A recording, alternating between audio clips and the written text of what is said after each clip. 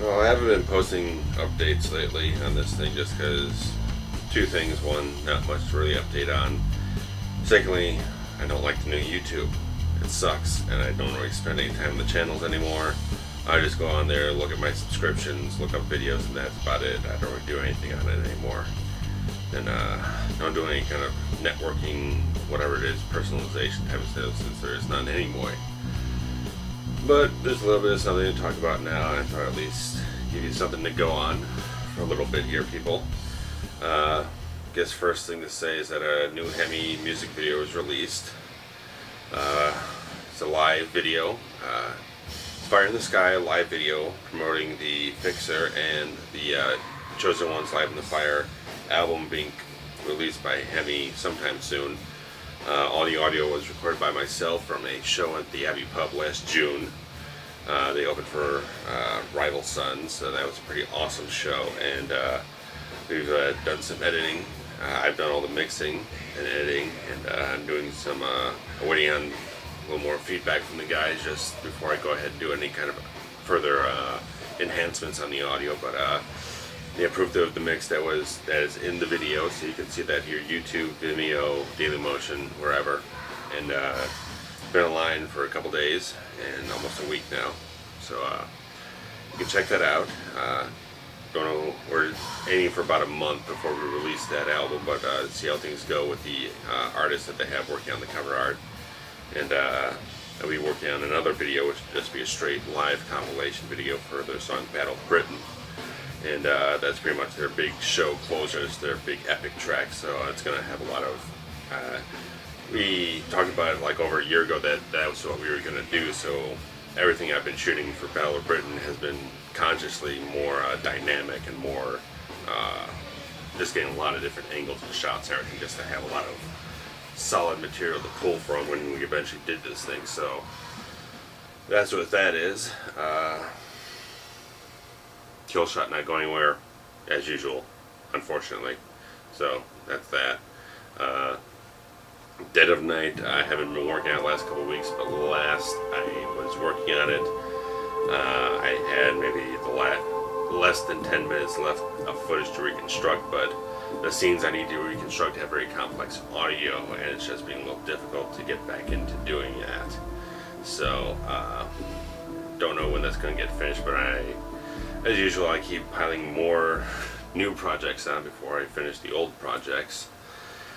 And you can go both ways on this one, but this is a old project before there was a RavensFilm Productions, which now have you intrigued. But it was an attempt between myself and my friend Jason Pavlik to do a Friday the 13th fan film, but what it was just going out on a Memorial Day weekend afternoon and shooting not much of anything. No real script or anything, but we were just doing things on the fly. A year after I did that was 2003, 2004. I went ahead and shot additional footage and an extra scene actually featuring myself to extend the footage out, but it was still never a complete work because they had no real ending to the thing. I just had to sort of manufacture one through sound effects on a black screen, and it was never very satisfying. Now I have decided to just tie that loose end off. But it's a little difficult since Jason and his girlfriend Heather, who are both in the film, now live in Florida. I've contacted Jason to see if he has the resources to do anything to shoot additional footage on his end, since one person's Destiny was not shot, so and one of the two of them was them. And so I was considering pulling from an actress that I know now to stand in for her, but it was just like wasn't resolving itself in my mind. It just didn't feel I couldn't push myself to that point where it just felt like the right thing to do, or at least the most satisfying thing to do. So I've scripted some extra scenes. I've already shot a new scene. I'm sure I'm going to show a little footage of it here, where it was just me standing in the camera acting in the scene, similar to what I'm doing here now, but the intention was, and what I eventually got done, was that I used a 8-point garbage mat in Final Cut Pro, which is technical talk. But to extract an over-the-shoulder shot of Jason, flip it, and then insert it into the footage seamlessly, and it actually freaking worked. I wasn't sure if it was going to work or not, but it worked. And the scene is edited and it looks good. I just need a complete film around it to make it worth something instead of just one extra scene for nothing. But I was gonna try and get done for Friday, April 13th, but just not gonna work out. Just it's too short notice, too rushed. People who want to get involved just are not quite available for it. So time will tell. There's actually 3 Friday the 13th this year. One's January, the one's this month, then one's again in July. So we got opportunities. Don't know if doing this makes me think about doing the Friday the 13th project I wanted to do last year. We'll see about that. Kill Shot is going to be the priority over that. I got to finish that somehow, some way, somewhere. Just the fact of the matter that I keep trying to go ahead and trying to start working on the thing, and the fact of the matter is people are not available when I want to start working on it. And then there's other things going on, but I won't bore you with that shit. But it's the original Friday the 13th one. Me and Jason have like doing it. Friday the 13th, The Living End. I've already released the poster. I put it together the other night, and you can see that here, I'm sure. And you go on the Facebook page, it's there, and there's a page up on RavensFilm.com for the project.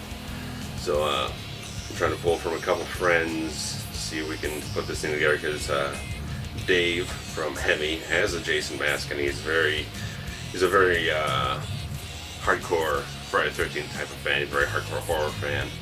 So he knows all the moves of the character. He can play it just right, do some editing, some camera tricks or whatnot, just enhance his height and such. But Dave's an awesome guy, and once we get going to this thing, I'm sure he'll give me everything he possibly has to make this possible. So it's just something that's giving me some tinkering. Since we're talking about near future stuff, that just thinking next Friday and everything. Next week I'm just going to be I'm going to be at C2E2, not as RavensFilm Productions, just me as a fan going around the place. So next Saturday, the 14th in Chicago, it's the Chicago Comic and Entertainment Expo. My first con since 1996, where I actually met the Ultimate Warrior. I've still got the autographs he gave me. He was signing stuff at some convention in the McCormick Place, and I met him, and he was larger than what you would ever see on television. You really don't get to appreciate the sizes of some of these guys as you see them in person. So I met the Ultimate Warrior at that one, and I had also met the Road Warriors, Hawk and Animal, probably months prior to that, but I don't know, maybe after. But I got their autographs too. I don't know where that one is though. But regardless of that, I'm just interested in going to this thing. I'm a big DC Comics fan, and the DC Comics panel is going to be on Saturday the 14th, and just want to go there, peruse, see what it's like, just get a feel for something, just be in the midst of fandom. So that's going to be interesting, and sort of tying into that, I have relaunched and revamped my personal website, which is MacLeod.org.